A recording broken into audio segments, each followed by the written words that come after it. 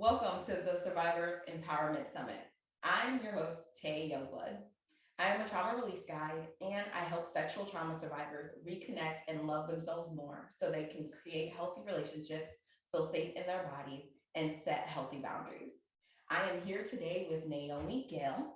Naomi is a trauma informed, somatic focused root healing coach who helps guide souls back into their body, guiding them to reconnect them back into their roots and the great mother so they can bloom into all that they are. She is a teacher, guide, writer, and content creator who uses a range of somatic tools to help heal trauma. Welcome, Naomi, to the summit. How are you doing today? Oh my gosh, thank you so much for that beautiful introduction, Tay, and thank you so much for having me. It's such an honor to be here. I am great. It is really sunny today in the UK, and if anyone's in the UK, they know how precious these days are. So, really enjoying the sun today. That is awesome to hear. And being in the States and in a state where the weather kind of fluctuates every once in a while, today is also very beautiful where I am in Ohio. So we can always be so grateful for those days. So grateful. So grateful.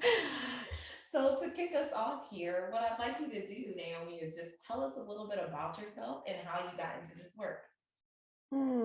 Amazing. So, there is a whole long story about how I got into this work because I am specifically working with those in the root. So when we talk about the root, I'm talking about their vulva, their vagina, their womb space, and it's very specific. When people are saying, about their niche, and I'm like, this is my niche. But for me, it's not a niche because this work is so vast and so great and so needed after years of shutdown that it feels like this huge can of worms at times that I've opened up, right? And I feel so blessed to be doing this work. But I would say there's been like a few scenarios that have really pushed me into it. And one of the scenarios was really finding myself with a situation with my partner, with my husband, where we had infertility. So he has azoospermia, which is where there's no sperm at all. And we didn't even know that this was a thing, of course. We were in our 20s and trying for a baby and didn't know that this could be an issue. And that was very challenging. And the focus went back to me and all about what was wrong with me rather than empowering me and in the situation and being like, okay, well, we found the challenge, which is with your husband. So now all we need is to find everything and put everything in place so you can have a baby, right? This is what your goal was. But it just was the most disempowering, challenging scenario that I've ever been put in, I would say, in my life.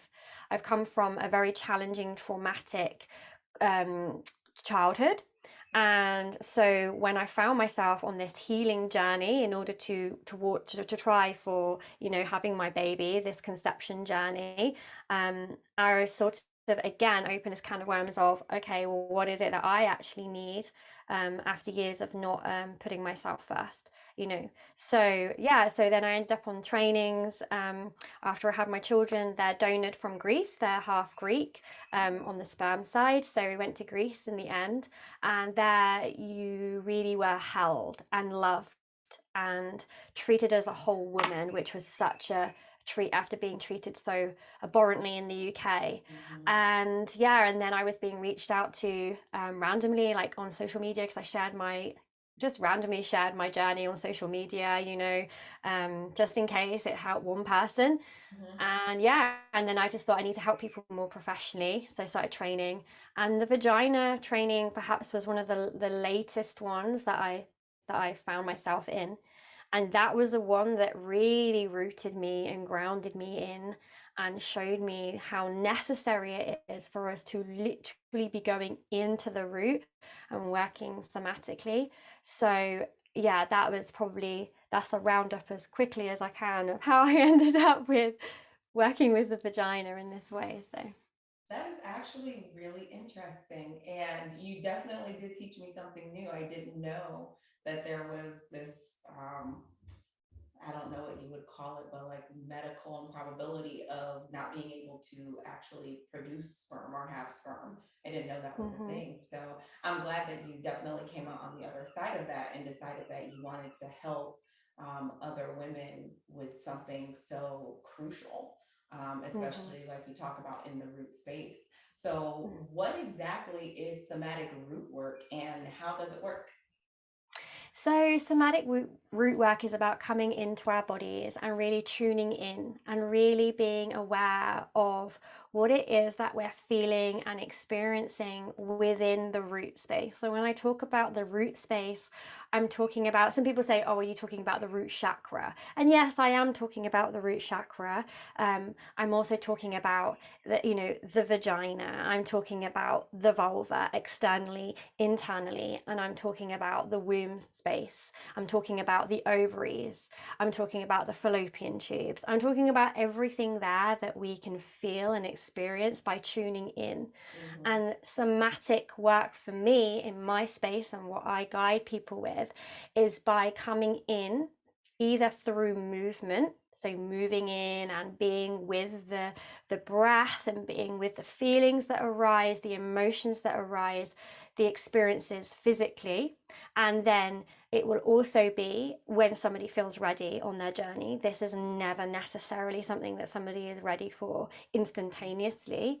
It would be then to use fingers by coming in and moving the fascia inside the vagina. So fascia work is really important for me in my space, and Mm-hmm. people aren't necessarily aware of the fascia because for years in the medical profession we've gone through the skin and then we've gone to the muscle and then we've gone to the bones, and then we're like, wait, stop.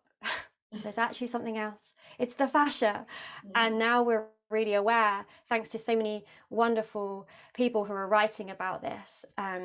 And we're aware that the fascia is incredible and is holding on to our experiences, it's holding on to our emotions, our memories. And if we really allow ourselves to sit with our fascia and allow ourselves to get into our root and somatically touch our root and be with this fascia, then we can really feel into what can arise through the body. And I've seen people with experiences moving up, it moves in and through and around their whole body. They can be with me in a space experiencing this somatic work where I'm literally just simply being present in their vagina and their leg is suddenly shaking, their arm has gone numb, their jaw is locking. This is like a whole body experience because the fascia is everywhere, all over our body. It's the connective tissue all over our body. It's all connected. So every part of our body we're realizing is connected. Mm-hmm. And I always say to people, how beautiful is it that we have this space where we can literally, apart from the mouth, we can literally, and the anus, although we can do anal work as well, but how amazing it is that we can literally go into the body in this way and release what's being held there. So that would be, yeah, hopefully the explanation of this somatic work here. That is actually really amazing and very fascinating because like you said, people think of it just as more so of a mindset or like an energetic thing, but in reality, it really needs to be a body, like a body type work. So, my question is when you bring touch into this, like how does that help with releasing, that energy, that trauma? What does that actually do? Mm, mm. And I think first and foremost, what we have to remember is that this touch doesn't necessarily need to be literally, it doesn't even need to be inside. We can be in the space. If people are open to this, then we can really think about how we're energetically being open to somebody being present with the root.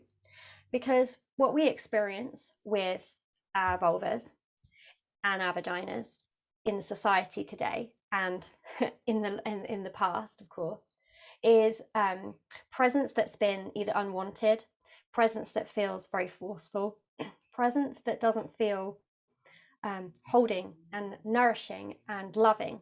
Mm-hmm. And we have lacked this in our society.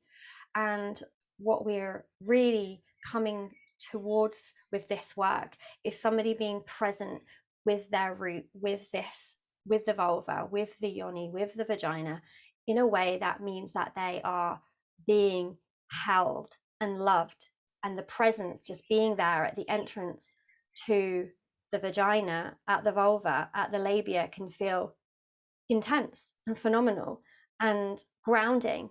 And then what we do is we go in, and then we literally, I mean, I use a pink glove naturally, but you would use your finger with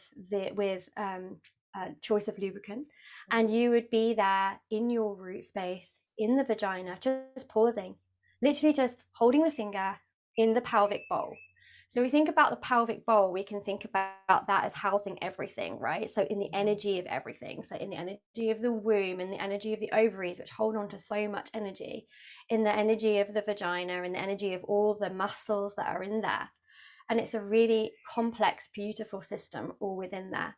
And we hold ourselves with presence in there in this nourishing, grounding, beautiful way. And when we do that, that in itself allows the body to tune in to this holding in a way that it hasn't experienced before, in a way that it hasn't been in company before in this way. And we bring in the breath, and we remind our bodies that we are safe and that we are held and that we are loved. And so we allow our bodies to relax. We remind our bodies that we're in presence with ourselves in a way that we are inviting in. We're inviting in this presence. And that's enough for the body to begin to unravel and feel this safety. And so even just that is plenty. And sometimes there can be the session with somebody can be as much as that. So for example, if somebody is holding really tightly in their pelvic floor, and this can look like vaginismus. So if you've not heard of the term vaginismus and you're watching this, then vaginismus is essentially where the vagina like clenches, and it's like really holding really tight. And it can be present during sex, it can be present during using tampons, it can be present just if you want to self pleasure and bring in your own fingers. In literally, it feels like a pain, a sharp pain, a dull ache, and it can be really upsetting because it's a physical manifestation. And it's a holding, it's a protective mechanism from the root, right? It's the protective mechanism from the vagina saying, hey, I don't feel safe. So I'm closing down here. The muscles are tense. It's only if we were, if we have a loud bang, what does our bodies do? Right. If we're stressed at the laptop, our shoulders get higher and higher and higher. And it's the same for the pelvic bowl. It's the same for the vagina. It's like, like squeezing tighter and tighter and tighter until it's so painful that you're like, wow, I can't even enjoy penetration anymore. And so I've had clients where it's so painful that even the touch, even then the working of the fascia, which is so light, that touch can be too much. It can feel too painful, and all that the mind will be going to is pain, pain, pain, pain, rather than being present with the root, bringing in awareness within the body, bringing in that softness, bringing in that presence. All the mind will go to is pain, and then it might go to other things that have created that pain, and then we're in that fight or flight. All we want to do is run. That's all we want to do. And what we want to do is be bringing ourselves back into our bodies and reminding ourselves that we're safe. So then what can happen is just bringing in the breath and being present in that way can then soften the root, so much so that then we can move into the massage, but only when they know and the body is like fully within this presence, the mind is within the presence, the whole scenario feels held and loved, and then we can go into the touch. So the fascia is then touched in a way that is so light. So fascia work is light. It's if anyone's experienced like cranial therapy, like of the head, like wow, like magic touch, right? And so it's just so light. It's where there's the muscle underneath the skin, and then there's this little like kind of like bouncy area between, and that is the fascia, right? And so what we're doing is it's so light, and it's like we can hold on to an area for like up to 11 minutes, and that can be enough for it to feel like a release. You can do fascia work externally with like balls, like like lacrosse balls, for example, and you can just roll on an area and be like, oh, that feels like tender. What we want to feel is like a dull pain, Not a Mhm. stabbing pain where it's so painful that we want to run away from that pain because it's too much. It's like a Right. dull pain, and we're like, that's uncomfortable, but not so uncomfortable that I can't sit with it, you know? Mhm. And we all know that we have to sit with pain because Right. that's how we then move things through. So we sit with that level of pain that's tolerable, that's this dull ache, and then we hold that area of the vagina. And Mhm. then we breathe into that area of the vagina. And what happens is that we can then talk through that and say to them, what can you feel? What Mhm. can you hear? What comes to you in your mind when I'm holding this area? And sometimes somebody will say, well, there's nothing, I can just feel your touch. Or sometimes I'll say there's nothing because there's numbness, there's no feeling there at all. Mhm. Or sometimes they'll say, I've suddenly started thinking about, and then we can open up this conversation. Okay. And one of the most profound questions I sometimes find myself asking intuitively to people, depends obviously on person to person, but sometimes I will ask questions like, do you feel you deserve love fully? Do you feel you deserve love fully? And one person said to me, if you weren't, and I find this really fascinating, if you hadn't got your finger in my vagina and wasn't holding that area, it was likely that I would have gone, yeah, of course, I know I deserve love. I always deserve love. Mhm. But what they said was, no, I actually don't.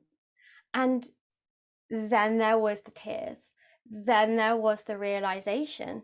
Then there was the floodgates of, Mhm. wow, I've just realized I've been moving through life feeling like I don't deserve love. And then what does that open up? More discussion around relationships Mhm. and why the relationships have looked like this. Where have those relationships stemmed from? Then we can take it back further, and then when as we unravel and as we allow ourselves to be in this space together, then we allow the conversation to flow. Where's the person ready to take this conversation? Mhm. And sometimes that conversation does go back to the childhood of, okay, well, I didn't feel loved and held at home fully. I didn't feel fully understood at home. Right. And so this conversation can then all like allow to be flowing through while I'm still present in the root space. Mhm. While that love and that grounding is still there, because hey, you're being held in this space, your pelvic bowl is being held in this space, and you are being loved and grounded and rooted. And so yeah, that will be then how the conversation would move through, and you can even have this internal dialogue yourself when you're doing it yourself. And everything's being moved, the breath is moving it, the touch is moving it. Mhm. And we always leave these spaces as delicately as we entered, millimeter by millimeter. And we've just approached healing in a way that may not have been approached before, but Mhm. within the root. Does that make sense? It does actually. Like as you were talking about this, I realized that I have had this kind of experience, not in a sense of like a coaching experience, but I did have an experience like this with a partner of mine, and it was very eye-opening. And as we're sitting here talking about this, I'm like, I need to call him and thank him because he doesn't even know what he did as I'm getting emotional. Hold on. Getting so emotional. But yeah, like that really, it resonates with me on a deeper level because I've had that happen and didn't understand why it had happened. So that really explains it so perfectly.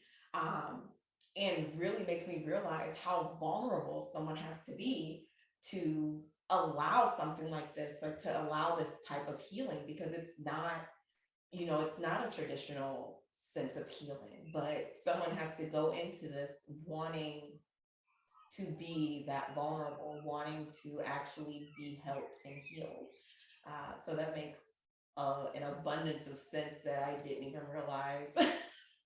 Good. So thank you for bringing that to my awareness because Mm. that is Yeah, loving you. That's so. really, truly powerful.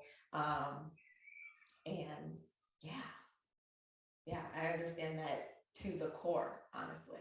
Uh, so yeah, look, now that I'm all like, Oh. um, so one of my, close to final questions would be, what type of traumas may we have experienced with our root space that we may not truly have accepted as trauma. You did talk about the societal view of vaginas and things of that nature. So, what is it that we could be possibly holding on to that we didn't know was Mm-hmm. technically a trauma? Mm-hmm. And this is the thing, right? We all know that when it comes to trauma, that how it's to each individual. So Tay, you could go through a process that doesn't trigger you, doesn't isn't traumatic for you, and I could go through the same process and feel that that was traumatic for me. So we know that everybody moves through processes and experiences very differently. Mm-hmm. But what I see in the space and why I find this question so interesting is that, and this is a very delicate question, and as I talk, I hope that people listening can just really be in their space. And, you know, if they need to touch their bodies and just really be with themselves at this point, then just really being in honor of that. If they need to pause the video, but just being aware that whatever's coming through and arising as I talk and the feelings that are coming through are just so necessary and so needed, and just to be gentle with ourselves, because when we talk about the vagina and the vulva and the womb space in this way, it brings up a lot. And what can happen is it can bring up so much that people haven't necessarily thought about before, or Mm-hmm. necessarily thought, wow, that actually deeply challenged me, and I didn't realize until you spoke about it. I Mm-hmm. didn't realize until I heard about that. And that even comes through just even on like social media videos. I'm on social media trying to condense things into these like ridiculous second long videos, right? And then someone's going, wow, that just that in itself has opened up everything, and now I'm having to sit with that. And it's a lot, because we as a society, and we all know, don't talk about the vagina and the vulva and the womb space in this way. Right. So yeah, things that can come through. For example, here's an example that I've seen a few times is when we go for a smear test. So we call it smear test here in the UK, and in America it's called pap test. So Mm-hmm. it's all very, the same thing as what I'm referring to here. And people go in, and we expect to be held and loved in these environments, of course, but that doesn't always happen, as we all know. And so what can happen is that somebody can have just as simple as the speculum being inserted in a way that's really traumatic, Mm-hmm. and being pulled out really traumatically, or especially when we know that, I mean, in the UK it's 25, 21 in Scotland. So these are young girls and who may not have even had that many sexual experiences with penetration, and then hey, they're having the speculum inserted in a way that doesn't feel held. That in itself is enough to traumatize the root space and traumatize the person within that space if they don't feel loved and held in it. And I get that a lot. I have a form and I have a question that says, do you feel emotionally ready for a smear test, or would you feel emotionally ready for a smear test? And I cannot tell you how many people do not go for their smear test, not because they're worried about their pubes. That everybody, this is the thing, when I see posts about this, they're like, oh, don't worry about your pubes, or don't worry about them looking at your vulva, or Mm-hmm. no, no, no, no, no. That's not really what these people are really worried about. What they're actually worried about is the whole process and not being held through it, right? Because Right. they hear these stories. So that would be one example. Another example maybe, and this can be really challenging, because we live in a culture where there's alcohol, right? So a lot of us, especially when we're young and hey, I've been there, we're experiencing alcohol for the first time, and we're mixing with with relationships and different people that we may not have experienced before. We're going off to university, and this is a whole new world. We're on our own, and we find ourselves in situations where we end up with penetrative sex, Mm-hmm. and they think it's penetrative sex, but in fact it may have been rape, because they never fully consented to that. And what we Mm-hmm. forget is that unless we are fully consenting and saying, I absolutely am ready to have sex with you, and I'm absolutely ready, if it's a woman and it's a man, and I'm like, yeah, absolutely, I'm ready for sex, penetrative sex, here's the condom, all this conversation. And what happens is that people think because when they're under the influence of alcohol, they may have said, oh yeah, I'm sure, you know, like we may have sex at some point, or make jokes, or being flirty or whatever. And then we're not sure really what happened fully, but we know there was penetration, but we're not and it's like, well, then we're entering in a whole new world. Right. And it's a lot. It's a lot to sit with that, because then what happens is that I see a lot of young girls coming to me, and they're in held relationships now, loved relationships now, and they can't have sex, they can't have penetrative sex. Right. So when we go into the conversation, then they'll bring up a story, and it will be it tends to be along those sorts of lines, you know, where they didn't, and then we have to go into the conversation of, do you think you're ready to talk about that fully, you know? Right. So that could be another one. Another one can be childbirth. I think we're in a society where hey, you're the vessel, and the baby's got to come out. I mean, I know that I had twins, and you know, the conversation was very much so, well, they've got to come out, Naomi. And it's like, yeah, but you know, in a way that feels like nourished to me. You know, I've done the hypnobirthing courses. I'm not saying that this is how it's necessarily going to go, but I had such a challenging experience with my son. It would be nice to have a kind of better one with the twins, you know. And so, and then I don't think we fully look back, because again, we're not in the times where we're in a society is where we're being held by like the mother and the mother and the great mother, and then we're all in a house living together, and everyone's taking the baby, and they have their 40 days to sit and recover. You know, we're in a society where it's like, you give birth, oh yeah, it's very flippant, isn't it? It's like, yeah, I had an episiotomy, or yeah, I teared, or yeah, I lost this much blood. And you know, it's all those kind of like very flippant brush off scenarios, because what we do is we're like, well, now I'm a mother. Right. I'm now a mother, right? And now I'm home, and now I've got to feed the baby, and now I've got to wash the clothes, and now I've got to oh, the Auntie Sylvia's coming, and I need to invite her. And you know, and we forget about actually what we've been through in order to have the baby here safe. And so that can be another one that we very easily, because of society, I would say, brush it off. So I would say those are some examples that land with me right now. And those are great examples, because I do think that a lot of people don't think that childbirth, I have heard of one as being a trauma. That is definitely something huge.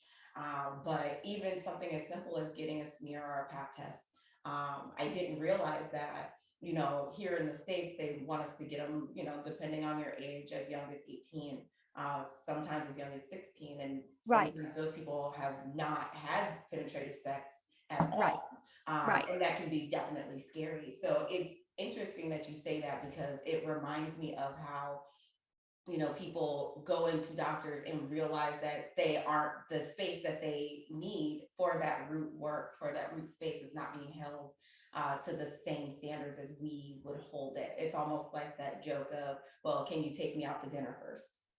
Because I need that care. That's exactly what it reminds me of. Which kind of seems, at this point, seems inappropriate. But at the same time, like, it really is one of those things where you're like, these people are supposed to care for us and nurture us, and we go to them because we trust them. But how can we do that if they're not actually holding that space for us? And I really like that.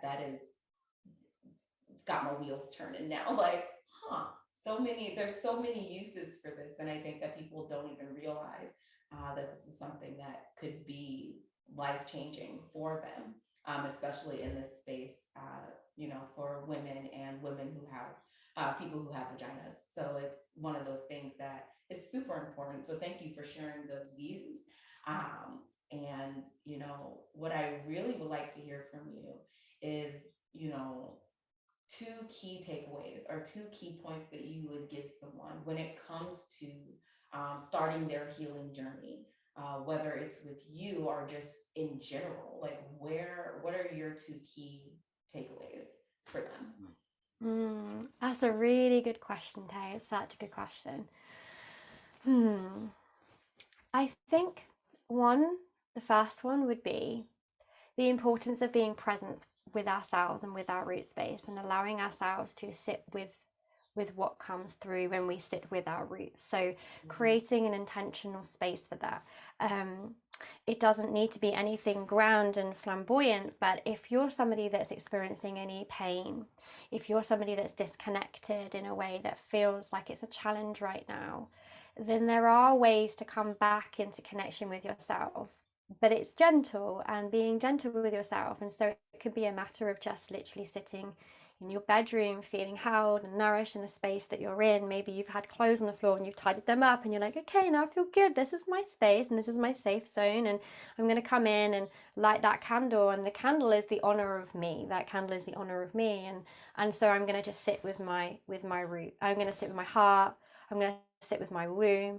I'm going to sit on my hands and sit with my yoni if I feel, and my vulva if I feel that I can. And I'm going to bring in connection with myself. That would be a really key takeaway, something that somebody could really sit with, something really practical. I'm all about what tools can I give you that you can implement in your life and take away, and this is then yours for the rest of your life, rather than this need for going to somebody and somebody and somebody and somebody. How can you work with your own inner healer? So being with your breath, being with your root, that would be really important. And you can do that at any point before you go for a smear test, before you go into penetrative sex with somebody, before you self-pleasure, before you get up, and go on with your day. So that would be something that I would really recommend. And when somebody comes to me and being like, hey, how do I start this journey? That's something that I always say, is that just sit with your pelvic bowl, see what comes up for you. And the second key takeaway would be just to really remember that your vulva, your vagina, your womb space is yours. So if you ever feel like you're in a scenario where that power is being taken away from you, then you need to allow yourself to say, this is my boundary, that's a no. So if you're going to go into a smear scenario, for example, and you do not feel held and you're like, I'm not ready for this doesn't feel right, I'm not ready to go into it, then don't go into it. If you're in a doctor's room and they're like, well, I know you've got painful periods, but your only option is the pill, and you're tuning in with that and you're sitting with that and you're going, is the pill the option that I want right now? Is the coil the option that I want right now? No, I don't want that. That can't be my only option. Okay, well then leave that room, empower yourself and say, that isn't my choice right now. I'm going to go away and do more research. At every point, if you come to a point where somebody's saying that there's PCOS or there's a cyst, like an ovarian cyst, and you always think, that doesn't feel like it's what I need. It doesn't feel like what my body needs. It's not feeling like what my root needs right now. Or you're in a relationship and you're like, hey, I don't feel fully held by you, when every time you go into penetrative sex, I don't feel held by you. So I'm not ready for that. Okay, well then if you're not ready for that, then voice that when you feel you can, and think to yourself, what is it that I do need for myself right now at every point? What is it that I do need? And this is a lot. It's a lot to be able to tune into that. But if you can, and if you feel empowered enough, and the more you empower yourself and build on those boundaries, the more empowered you're going to be, and the more you're going to honor the needs of your body and your root space in this way. So all of those takeaways are so amazing. I love it.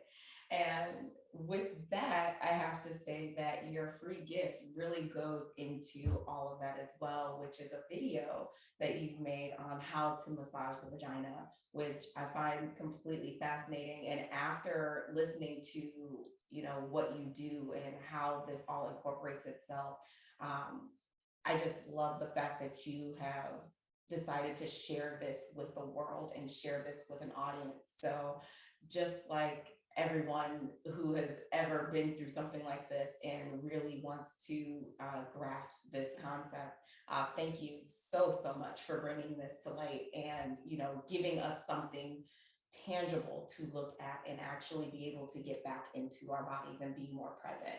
So thank you so much for joining us today, and thank you for talking with me. thank you so much, Tay. Honestly, like such an honor. I feel so blessed to be here. So thank you for doing this for everybody. It's